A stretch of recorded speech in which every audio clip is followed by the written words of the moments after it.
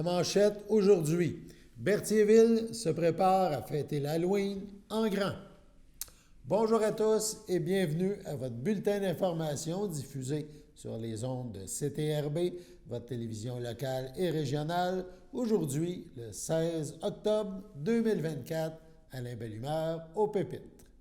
En deuxième partie du bulletin, nous vous parlerons du conseil de la MRC et aussi du conseil municipal à l'Île-du-Pas. Il sera notamment question des zones inondables, donc restez à l'écoute. La ville de Berthierville organisera une fête d'Halloween monstre le 26 octobre prochain. CTRB a rencontré Étienne Gravel, le directeur des loisirs et des communications de la ville de Berthierville. Il nous parle de cet événement qui devrait retenir l'attention.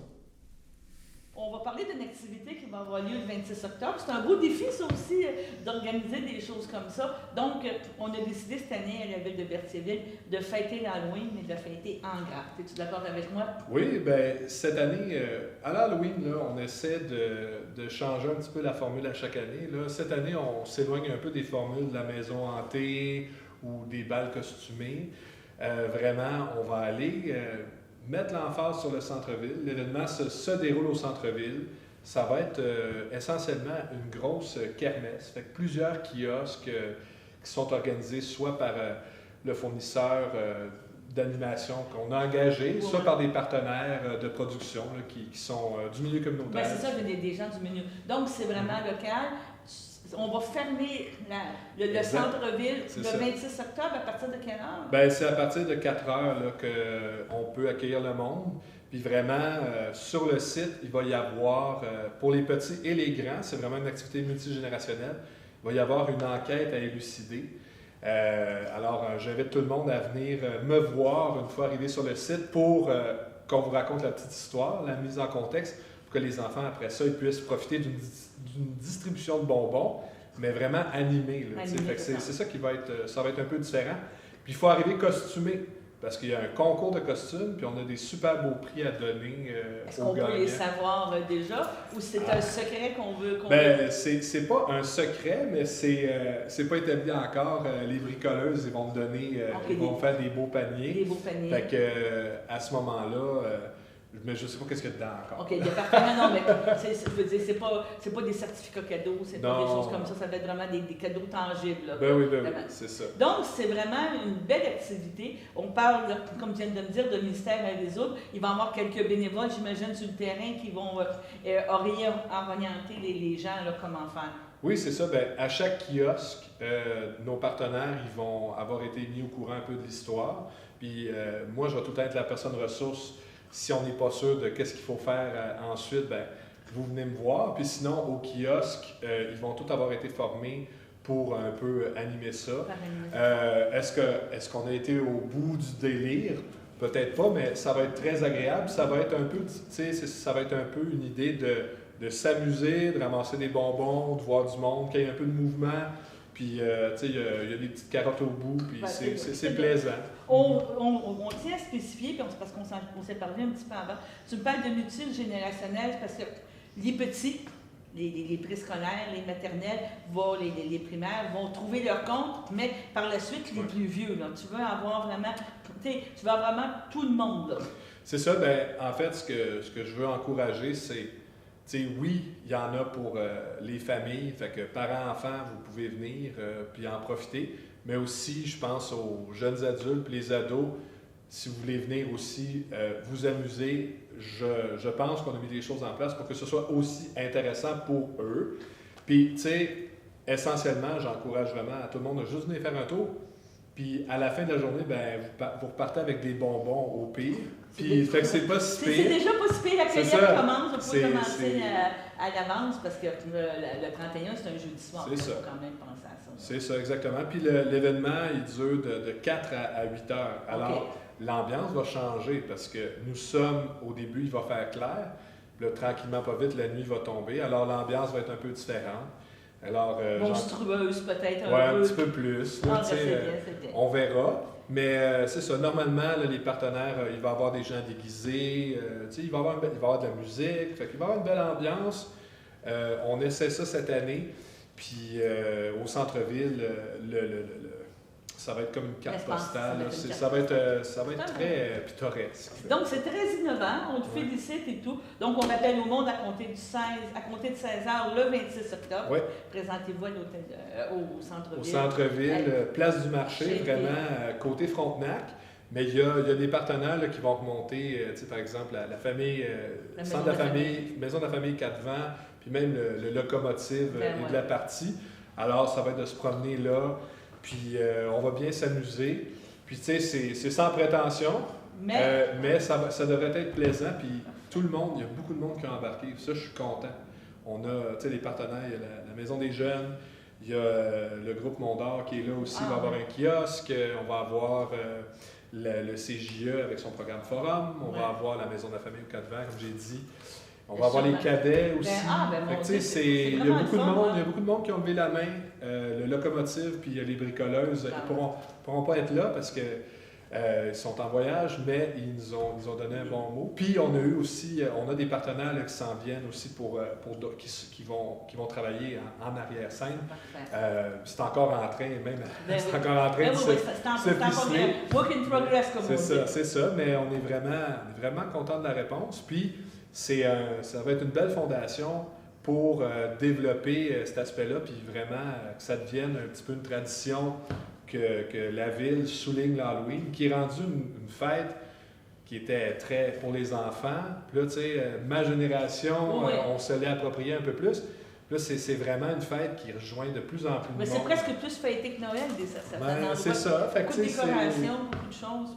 C'est ça, puis le fait que la ville a ce cachet-là, très historique, avec des bâtiments patrimoniaux et tout ça, ben, c'est un beau terrain de jeu pour créer des ambiances, disons, un peu plus effrayantes. C'est ça. Bon, mais je te remercie, Étienne. Ça fait plaisir. On fête en grand l'Halloween à Berthierville. Le service de sécurité incendie de la MRC régionale, de la municipalité régionale de Comté, la MRC de Dautré, a entamé un important processus de modernisation de son équipement en remplaçant sa flotte d'appareils respiratoires, qu'on appelle APRIA. Après 15 ans d'utilisation des appareils Viking Z7, ceux-ci sont devenus donc désuets et le SSI a commencé en 2023 le processus de transition vers les appareils MSA G1, reconnus pour leur efficacité et leur fiabilité. Un investissement de 1 116 490 $ a permis l'acquisition de ces nouveaux équipements, incluant la partie faciale, les harnais, les cylindres et tous les accessoires nécessaires. Ce montant comprend également le remplacement du compresseur d'air respirable compatible avec le nouveau modèle. Mis à part le compresseur, tous les équipements ont été livrés les 9 et 10 octobre dernier à la caserne de la ville de Lavaltrie.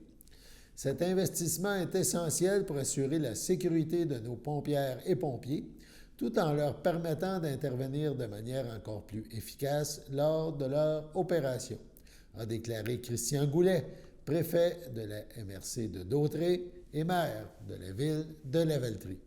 De son côté, Gaétan Gravel, qui est président du comité de sécurité incendie et maire de Ville-Saint-Gabriel, a ajouté « Nous sommes fiers de doter notre service incendie de ce matériel à la fine pointe de la technologie qui permettra à nos équipes de poursuivre leur mission dans les meilleures conditions possibles. » Avant de pouvoir utiliser les nouveaux appareils MSA-G1, chaque pompière et pompier devra suivre une formation complète, comprenant 2 sessions d'entraînement théorique et pratique. Cette étape est cruciale pour garantir une utilisation sécuritaire et efficace de cet équipement lors des interventions. Sur ce, on passe à la pause. Votre station de télévision de Berthierville vous invite cordialement à son bingo hebdomadaire télédiffusé tous les samedis matins dès 9h30. Depuis longtemps, les fans de CTRB se divisent le joyeux montant de 600 $ chaque semaine à cette joute de bingo.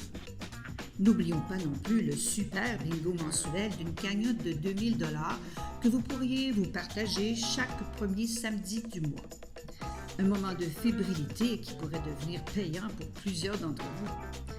Pour vous procurer ces fameuses cartes de jeu, les dépositaires participants sont à Berthierville, le dépanneur Formule 1, la station-service Arnois sur le boulevard Gilles Villeneuve, le marché IGA Extra Famille Mont-d'Or sur la rue Gabrielle Brissette, le marché Métro Boucher sur la rue Notre-Dame et la pharmacie Proxime sur la rue Frontenac. À Saint-Ignace de Loyola, le dépanneur Proxy sur la rue de la Traverse, la boucherie Aldo sur le rang Saint-Michel. C'est donc un rendez-vous hebdomadaire chaque samedi matin à 9h30 sur les ondes de CTRB, votre télévision locale et régionale, celle-ci toujours en haute définition. Toute l'équipe de CTRB vous remercie de votre fidélité et vous souhaite bonne chance.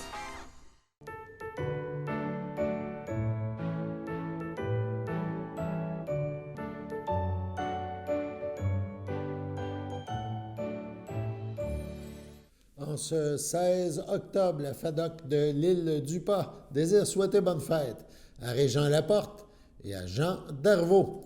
On leur souhaite à tous les deux bon anniversaire. Et si c'est votre anniversaire aujourd'hui, chers téléspectateurs, eh bien, toute l'équipe de CTRB vous souhaite bonne fête. On poursuit le bulletin avec le Conseil des maires de la MRC de Dautrey qui s'est tenu la semaine dernière. Il y a différents points là, qui ont déjà été abordés, mais dans un premier temps, on vous parle de 2 points qui seront résumés là, au niveau de l'extrait sonore et visuel. Donc, c'est la politique de soutien à différents projets qui touchent différentes municipalités. On parle de projets, il y en a 4, je crois, à Lavaltrie, 1 à Lanoraie, 1 à Saint-Barthélemy. Saint-Ignace est aussi touché, Saint-Norbert, Saint-Gabriel. On regarde l'extrait en lien avec les subventions accordées à ces projets. Donc, dans cette enveloppe-là, ça, c'est pour rajouter des sommes. Attribution de sommes, oui, c'est ça. Donc, il restait 5 000 pour les projets récurrents, mais on a eu beaucoup plus de dépôts de projets. Donc, la table ici a décidé de rajouter, pour combler le manque des dépôts qu'il y a eu, de rajouter une somme de 5 000, évidemment, qui vient du Fonds Région et Ruralité, des sommes qu'on a, des subventions. Donc, on rajoutait un 5 000 dans ça. Est-ce que c'est là qu'on passe quand même les projets récurrents? Oui, c'est dans celle-là, dans l'autre après. C'est ça. Donc, pour rajouter une somme de 5 000, ça me prend quelqu'un qui propose, proposé par M. Sylvestre, appuyé par M. Lahaye. Donc, à ma droite, à ma gauche. 6-8, politique de soutien aux projets structurants, dépôt des projets pour recommandation. Le premier, c'est le projet, ça c'est un projet à la Valtrie, salle de spectacle par le Café culturel de la Chasse-Galerie. C'est un montant révisé pour une somme totale de 92 210,30, évidemment provenant de l'enveloppe de la Valtrie. Donc, c'est un ajout de 14 736,30. Ça, le Café culturel de la Chasse-Galerie se trouve dans l'église à la Valtrie, mais en arrière du presbytère à la Valtrie. Il y a un ancien garage qui était là, qui est transformé en petite salle de spectacle, un petit peu pour rappeler l'ancienne salle de spectacle, qui va recevoir beaucoup moins de monde, beaucoup plus petit et convivial. Donc, ça va faire une petite salle et une grande salle. Donc, ça me prend quelqu'un qui propose, proposé par M. Moreau, appuyé par... Ah, on les passe toutes, puis après ça, on passe... OK, parfait. Le prochain, c'est projet de deck hockey par la municipalité de Lanoraie pour un montant de 83 067,19 provenant évidemment de l'enveloppe de la municipalité de Lanoraie. Le prochain, c'est projet de jeu d'eau par la municipalité de Saint-Barthélemy pour un montant de 163 450 provenant évidemment de l'enveloppe de la municipalité de Saint-Barthélemy. Ensuite, un jeu d'eau, c'est parfait. Ben, ça ne coûtera pas cher d'eau potable. D'un projet récurrent défi CAP par AFC du lac Saint-Pierre. Ça, c'est un projet récurrent? C'est quoi déjà le projet, par exemple? Ce serait intéressant, parce que ça ne dit rien à personne. C'est la pêche, hein? CAP, c'est téléphonique. OK, parfait. Ça, c'est la pêche. Fête de Noël de Saint-Norbert par le Cercle des fermières de Saint-Norbert, c'est aussi 2000. Défi à pied levé 2024 pour la Valtrie, 2000. Féerie d'hiver 2025 pour la Valtrie, 2000. Salon des aînés 2024 par Saint-Gabriel de Brandon, aussi 2000. Et les Virées du fleuve par la Valtrie, ça c'était les Virées du fleuve 2024 pour 2000 $. Donc ça me prend quelqu'un qui propose, proposé par M. Moreau, appuyé par M. Germain à ma droite, à ma gauche. Les prochains sujets abordés touchent un même sujet, c'est les zones inondables. Dans un premier temps, on reste à la MRC de Dautré. Il a été question au point aménagement du territoire d'un dépôt de mémoire concernant le projet là, de modernisation des règles pour les zones inondables et milieux hydriques. Donc, la MRC répond à une consultation publique du gouvernement là, sur le projet en question qui concerne les zones inondables et l'encadrement des ouvrages de protection contre les inondations. Donc, ça, cette consultation a débuté en juin dernier. Ça se termine demain, le 17. Les mémoires doivent être rendues à Québec. C'est pourquoi on en a parlé à la MRC. Tantôt, on va se déplacer à l'Île-du-Pas, où ici, il y en a été question. Donc, la MRC a produit son mémoire.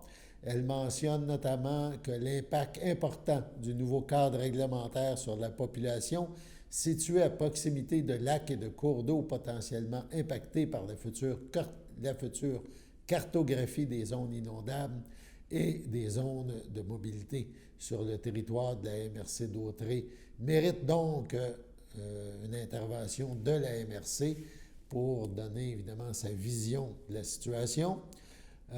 On mentionne que, considérant dans une résolution là, qu'aucune limite des zones inondables et des zones de liberté des cours d'eau sous forme de carte ou autre, selon le guide méthodologique, voilà, précité, établi par le ministère de l'Environnement et de la lutte contre les changements climatiques, etc., n'a été rendu public. Donc, aucune carte n'a été rendue publique dans le cadre de cette consultation, ce qui est un problème selon les élus. Et qu'en l'absence de cette cartographie des nouvelles zones inondables et des zones de mobilité, ça l'empêche d'évaluer l'impact des régulations proposées. Bref, la MRC a donc déposé son mémoire, l'a adopté lors de la séance des maires et a été acheminé au gouvernement du Québec. On regarde l'extrait à la MRC. 7.6, mémoire relatif au cadre permanent des zones inondables. Donc, c'est d'envoyer notre mémoire. Il faut l'envoyer avant le 17 octobre. Donc, c'est d'envoyer le mémoire au ministère, lui disant toutes les inquiétudes que la MRC a pour nos fameuses zones inondables, étant donné qu'on ne connaît pas encore la cartographie, mais il nous présente la réglementation. Comment dire les impacts sur notre territoire quand on n'a pas la cartographie? Ça, je pense que ça serait peut-être une bonne chose à dire aussi. On a quand même eu la chance, je dirais oui, la chance, dans ce dossier-là, d'avoir une rencontre avec le ministre Charette. On est allé à Québec, il y avait M. Goyette, moi, M. Barthes, également M. Sylvestre qui est avec nous. On avait également sur la Rive-Sud Michel Péloquin. On a eu une rencontre avec le ministre Charette et également avec Caroline Proulx et leur attaché politique et aussi le député de Sorel. Exact. Il y avait aussi le directeur de cabinet, M. Francis. Oui, directeur de cabinet. Ça a été une rencontre, oui, c'est bien, puis c'est important de faire la mémoire, mais cette rencontre-là, dans ma tête, est encore mieux parce que je ne sais pas que le ministre va lire l'entièreté des mémoires au Québec, mais là, on a pu émettre vraiment toutes les craintes qu'on a de l'importance de connaître la cartographie, de ne pas se retrouver une maison coupée en deux. Et en même temps, que la ligne soit à la bonne place. Une maison ne peut pas être la moitié inondable, l'autre moitié pas inondable. Et la précision, parce que la précision, quand on parle des plaines du Saint-Laurent, 7 cm ou une canette de coke? Oui, 8 cm. 8 cm. Ça peut aller jusqu'à 2 km. Ouais. Ça fait une ligne de 2 km, que c'est dans la marge d'erreur, puis que c'est assez difficile de prendre des décisions là-dedans. Exact. Puis ensuite, nous, la problématique, puis ça a été nommé, là, je ne vous ferai pas toute la réunion, là, mais aussi l'application pour les municipalités. On émet un permis, puis si le ministère, après ça, dit « Non, non, vous vous êtes trompé. » Ouais, mais nous autres, on dit qu'elle est là. Là, elle va être où, la ligne? On émet le permis, après ça, c'est le ministère de l'Environnement qui poursuit la municipalité, parce qu'on a émis un permis. Disons que ça a été une rencontre très fructueuse, et on a fait un petit aller-retour à Québec pour défendre nos points. C'était une belle rencontre. Puis merci à ceux qui étaient présents, vraiment. Ça a été très bien, très apprécié. Donc, c'était juste pour... Donc, pour proposer la mémoire, M. Goyette, appuyé par M. Bergeron. Ah, M. Sylvestre, appuyé par M. Sylvestre à ma gauche, à ma droite. C'est... Déplaçons-nous maintenant à l'île du Pas. Le maire, M. Goyette, qui a proposé à la MRC l'adoption du mémoire, a aussi déposé le mémoire de la municipalité qui serait énormément impactée, en tout cas d'après les prévisions ou les discussions pour le moment, par la nouvelle carte éventuelle de zone inondable. Donc, il y a eu dépôt et adoption d'un mémoire à l'île du Pas en lien avec la nouvelle réglementation concernant les restrictions associées aux zones inondables. Le maire Goyette a mentionné que l'île du Pas, la MRC de Dautré, mais aussi Masquinongé, la MRC Pierre de Sorel, la municipalité de Nicolet-Yamaska et la MRC des Chenaux, près de Trois-Rivières, donc toutes les municipalités alentours du lac Saint-Pierre ont adopté des mémoires un petit peu chacun y allant de leur doléance. On écoute la résolution adoptée à l'île du Pas. 8.2. Le micro, parce que ça, c'est un point que le monde va aller entendre parler. Dépôt et adoption du mémoire en lien avec la nouvelle réglementation concernant les restrictions associées aux zones inondables. Considérant que par la résolution 037-02-2024, le Conseil a mandaté M. Pierre Bertrand, expert consultant, développement durable et éco-ingénierie, pour l'assistance dans la création d'un document technique présentant les doléances de la municipalité et des justifications eu égard aux impacts sur le développement de notre territoire et sur nos citoyens en lien avec la nouvelle réglementation concernant les restrictions associées aux zones inondables, projet de modernisation du cadre réglementaire en milieu hydrique, dont les zones inondables, et de l'encadrement des ouvrages de protection contre les inondations. Considérant que le document technique est prêt à être déposé pour la consultation publique, en conséquence, les proposés par, appuyés par et résolus d'adopter le document technique intitulé « Mémoire présenté par la municipalité de la Visitation de l'île du Pas », de déposer le mémoire dans le cadre de la consultation publique du projet de modernisation du cadre réglementaire en milieu hydrique, dont les zones inondables, et de l'encadrement des ouvrages de protection contre les inondations. Est-ce que quelqu'un propose? Mme Jacinthe Rainville propose, M. André Rondeau seconde. Est-ce que c'est unanime? Oui. Bon, fait que ça, c'est notre mémoire qu'on présente au gouvernement concernant nos doléances par rapport aux zones inondables. Ce document-là va être rendu public à la population dans quelques jours. La version finale qu'on vient d'adopter est là. Il reste quelques fautes d'orthographe et de syntaxe à corriger, mais on va le déposer, puis vous allez pouvoir tout en prendre connaissance. D'ailleurs, on vous en fera parvenir une copie à CTRB. Vous allez pouvoir le lire et nous questionner si jamais il y a des questions qui arrivent. Mais ça résume assez bien nos doléances. Sur ce, on passe à la pause.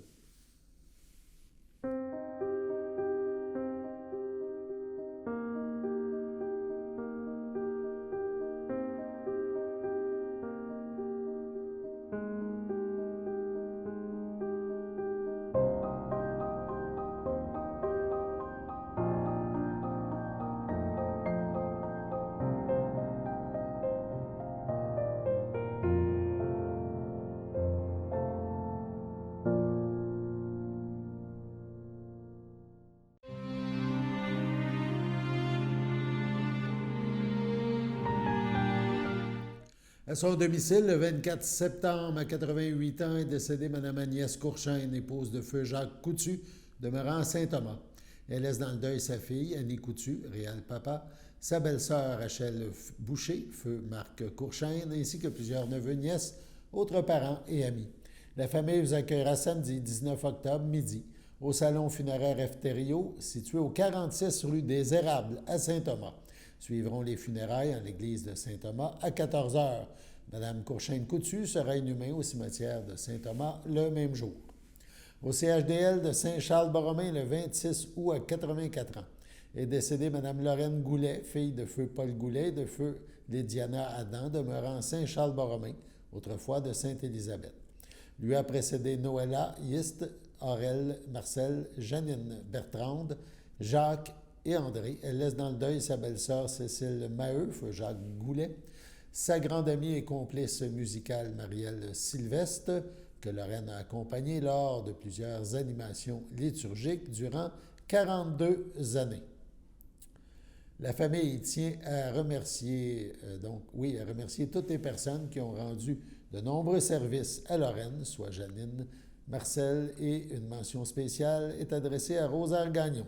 La famille vous accueillera samedi 19 octobre dès 14h30 en l'église de Saint-Félix de Valois. Suivront les funérailles à 15h30. Madame Goulet sera inhumée au cimetière de Sainte-Élisabeth à une date ultérieure. Au CHDL de Saint-Charles-Borromée, le 2 octobre, à 74 ans, est décédé M. Gilles Hainaut, fils de feu Gabriel Hainaut et de feu Éva Goulet, demeurant à Sainte-Élisabeth. L'ayant précédé Marielle Hainaut, feu Gilles Massé, Carmen Hainaut, feu Yves Carpentier, Agathe Hainaut, feu André Raymond et Sylvain Hainaut. Il laisse dans le deuil ses frères Régent Hainaut, André Hainaut, Janine Coutu, ainsi que plusieurs neveux, nièces, autres parents et amis. La famille vous accueillera samedi 19 octobre, midi, au complexe funéraire Thériault, à Berthierville, 741 rue Notre-Dame. Suivra une liturgie à la chapelle du complexe à 14h30. M. Gilles Hainaut sera inhumé au cimetière de Sainte-Élisabeth le même jour. Sur ce, on passe à la météo.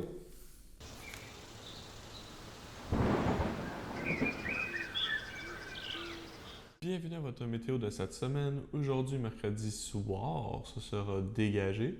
Une température de 6, un temps ressenti de 4. Mercredi nuit, ce sera dégagé. Une température de -1, un temps ressenti de -4. Jeudi matin, c'est ensoleillé avec passage nuageux. Une température de 0, un temps ressenti de -2. Jeudi après-midi, ce sera ensoleillé, une température de 13, un temps ressenti de 12. Jeudi soir, ce sera dégagé, une température de 8, un temps ressenti de 6. Jeudi nuit, ce sera dégagé, une température de 2, un temps ressenti de 0. Et voilà, c'était tout pour votre météo. Au nom de toute l'équipe, merci d'avoir été là pour le bulletin d'information quotidien à CTRB. Alain Bellemare au pépites. On se revoit demain.